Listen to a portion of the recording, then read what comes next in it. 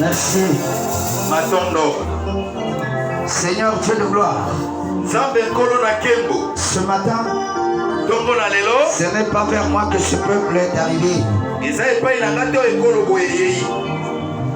Personne ne peut venir à toi si on ne la touche pas.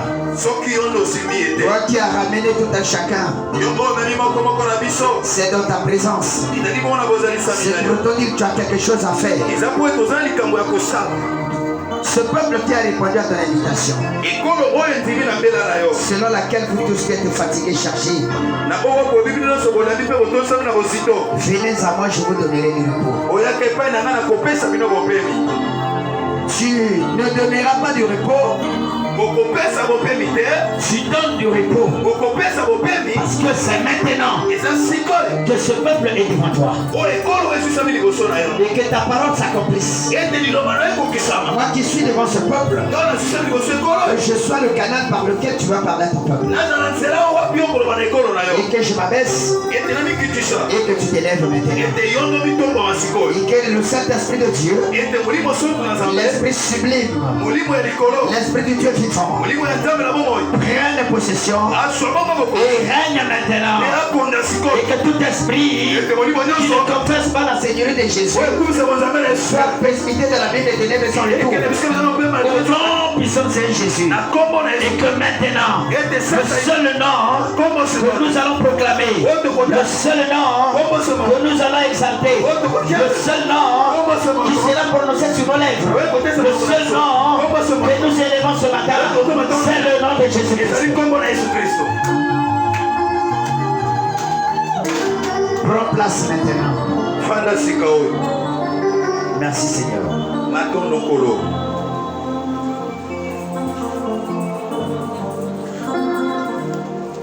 Je veux dire à quelqu'un ce matin, quand on se présente à Dieu, quand nous quittons nos maisons avec toutes nos charges, quand nous venons devant celui-là qui nous a invités, mais c'est Jésus qui nous invite ce matin. Il nous invite pour faire quoi? Il nous invite pour donner des instructions. Il nous invite pour nous parler. Quand il invite, c'est qu'il a quelque chose à faire. Que j'entends quelqu'un dire la même très fort. Quand il nous invite, il sait que tu es fatigué. Il sait que tu es chargé. Il sait que tu pleures. Il sait que tu as des larmes. Il sait que tu as besoin de la solution. Mais la solution, c'est nulle part. C'est dans sa présence. Et quand nous nous approchons de lui, c'est avec une attitude autre. Ce n'est pas par habitude. C'est pour cela ce matin, je te dis, celui qui monte à table pour manger, c'est celui-là qui a accepté que Jésus lave ses pieds. Est-ce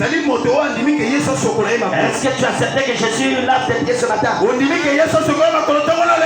Est-ce que tu as accepté cela?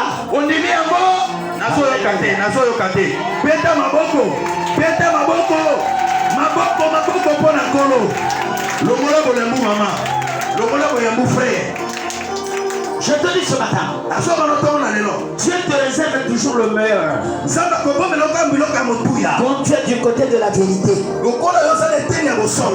Dieu agira. Quand tu es du côté de la vérité, Dieu agira. Quand tu es du côté de l'innocence, Dieu agira. Que j'entends quelqu'un dire la main très fort.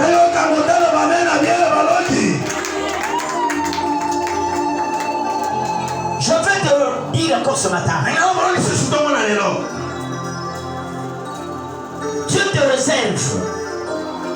Dieu te réserve le meilleur quand tu es du côté de la vérité. Et quand tu es du côté de la vérité, il agira. Il dit, je suis le chemin, la vie et la vérité.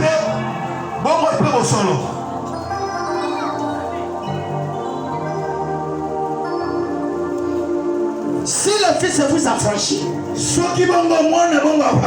vous serez réellement libre. Il ne s'arrête pas là. Vous connaîtrez la vérité et la vérité vous affranchira.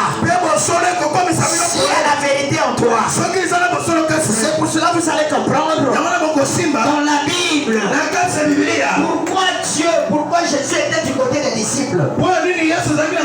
Parce qu'ils étaient en train de prêcher la vérité. La parole de Dieu, elle est la vérité. Elle est la lumière. Elle déclare.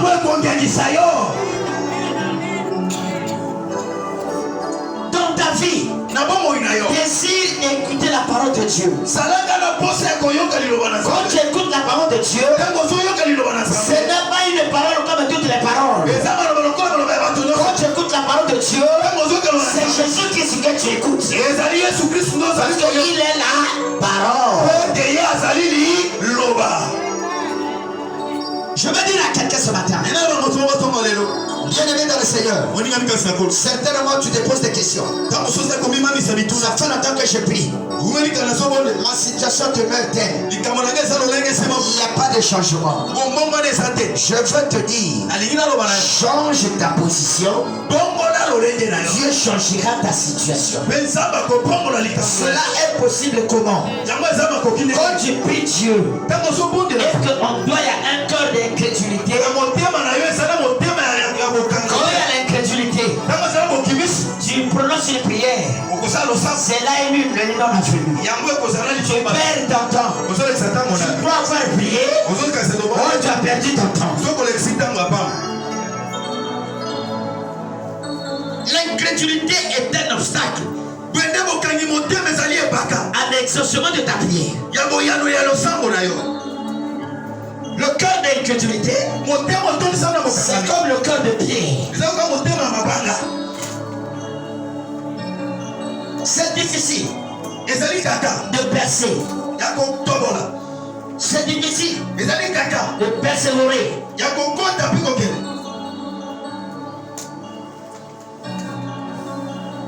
Je veux dire à un enfant de Dieu ce matin, Dieu est disposé pour te donner ce que tu désires.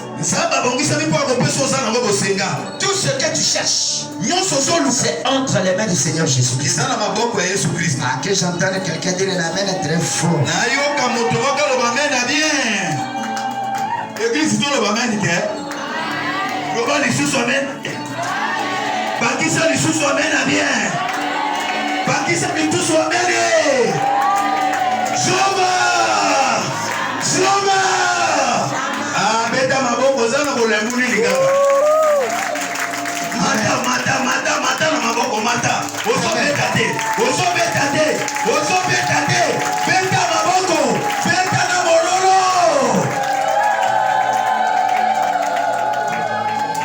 Quand nous disons Jéhovah Shammah, ça veut dire quoi? Parce qu'il y a de ceux qui font seulement par imitation. Shammah, ça veut dire quoi? Qui peut répondre? Jéhovah Shammah. Ça veut dire quoi dans la foule là-bas?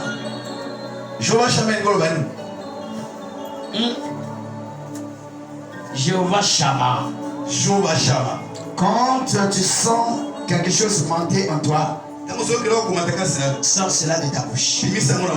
Jéhovah Shammah. Jéhovah Shammah, ça veut dire quoi? Dieu.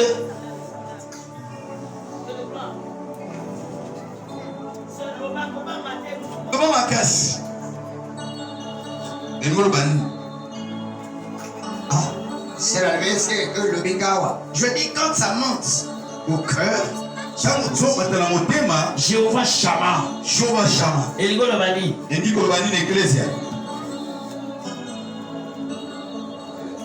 Je vais de côté des disciples. Jéhovah Shammah. Ici. Jéhovah Shammah. Oh, Jéhovah ici. Jéhovah Tsekino. Jéhovah Adonai. El Shaddai. Jéhovah Shammah. Et à ce côté, Jéhovah Shammah. Alors, je te connecte maintenant. Jéhovah Shammah. Dieu de paix. Ah. Jéhovah Shammah. Ça veut dire quoi? C'est pas Dieu de paix. Jéhovah Shammah. Jéhovah Shammah. Nous sommes dans sa présence. Ça veut dire il est là. Jéhovah Shammah, il est là. Jéhovah Shammah Azalia. Amen. Le bas amen bien. Amen. Le bas amen. Amen. Maintenant, alléluia. Amen. Alléluia veut dire quoi? Alléluia. Amen Ngolobani. Qui connaît? Alléluia. Amen. Alléluia. Amen. Amen Ngolobani. Faut te dire que